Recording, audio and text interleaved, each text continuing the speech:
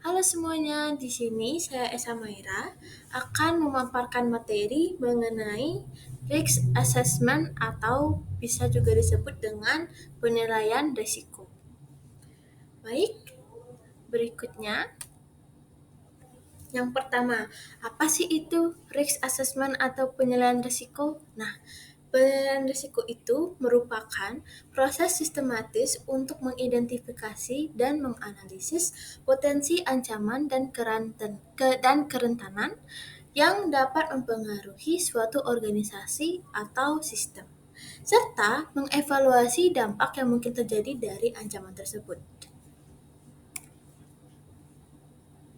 Nah, untuk melakukan penilaian risiko pun tuh ada 9 tahapan utama nih guys.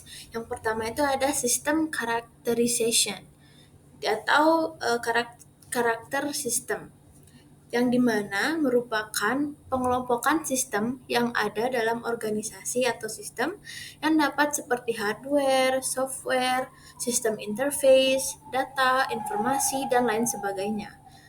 Nah, jika sudah mengelompokkan, akan menghasilkan suatu output berupa sistem boundary atau fungsi sistemnya atau sistem dan seberapa kritis data tersebut hingga apakah data tersebut termasuk sensitif data atau tidak sensitif. Nah, langkah berikutnya yaitu langkah kedua yaitu ada threat identification atau identifikasi ancaman. Identifikasi ancaman yang dapat seperti riwayat penyerangan sistem atau mendapatkan data dari NIPC, OIG, atau Fed CRC, dan lain sebagainya. Setelah berhasil mengidentifikasi ancaman tersebut, kita akan mendapatkan hasil berupa ancaman yang akan terjadi.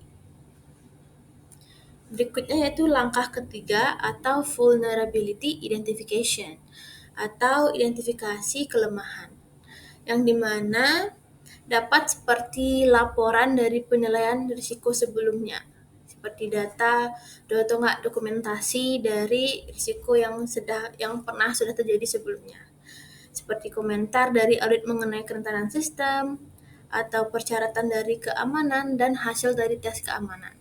Nah, setelah melakukan setelah melakukan itu, maka akan menghasilkan daftar kerentanan-kerentanan yang dapat terjadi. Maka setelah melakukan identifikasi kelemahan, kita akan mendapatkan list-list kelemahan apa saja sih yang dapat akan terjadi ke depannya gitu. Baik, langkah berikutnya yaitu ada control analysis atau analisis kontrol yang dimana dapat seperti mengecek kontrol yang digunakan sekarang dan kontrol yang ingin digunakan nantinya guna untuk meminimalisir suatu kemungkinan terjadinya sebuah ancaman. Setelah itu akan menghasilkan sebuah daftar yang berisikan kontrol yang akan diterapkan untuk kedepannya. Langkah berikutnya yaitu ada likelihood determination. Likelihood determination ini merupakan di mana tahapan untuk memberikan nilai atau rating pada kemungkinan yang menunjukkan kemungkinan adanya potensial suatu kerentanan yang dapat dilakukan dalam lingkungan ancaman terkait. Dapat seperti tingkat motivasi suatu sumber ancaman dan kapabilitasnya, sifat dari kerentanannya, dan juga keberadaan dan seberapa efektif sih kontrol yang digunakan saat ini.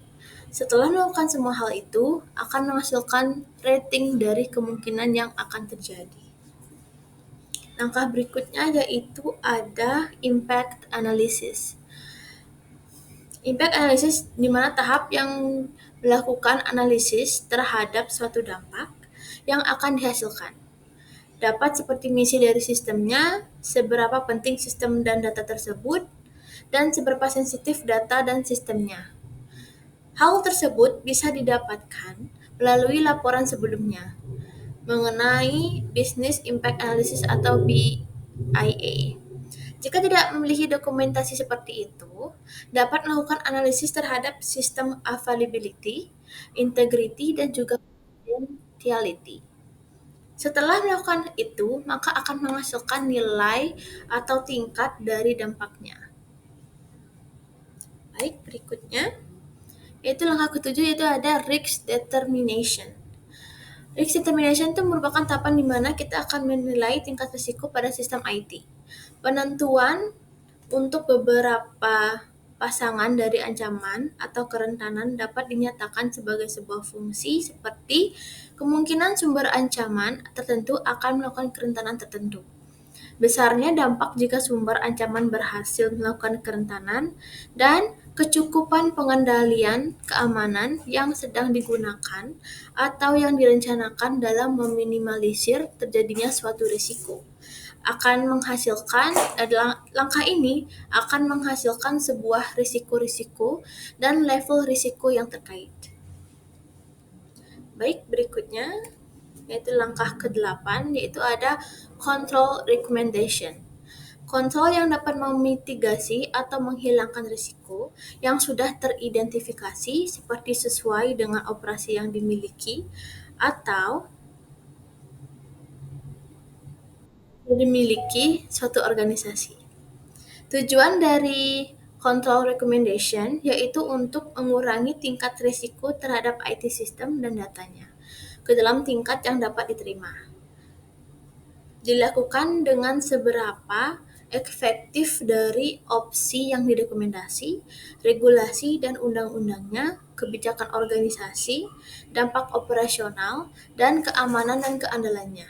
Setelah itu akan menghasilkan sebuah control recommendation. Selanjutnya yaitu langkah terakhir, yaitu ada results documentation, di mana setelah melakukan penilaian ke-8 langkah tersebut, maka hasilnya wajib untuk didokumentasikan sebagai sebuah laporan yang ofisial, guna untuk membantu orang IT atau IT people untuk melakukan pengecekan atau jika kedepannya ingin membuat suatu penilaian risiko juga, jadi lebih mudah. Jadi jika ada dokumentasi, maka orang IT akan lebih mudah untuk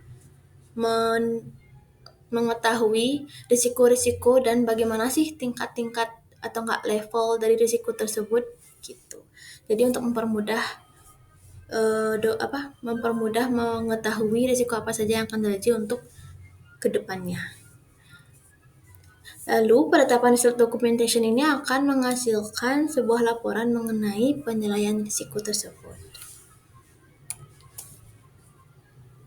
Baik, sekian materi yang dapat saya paparkan mengenai penilaian risiko. Terima kasih.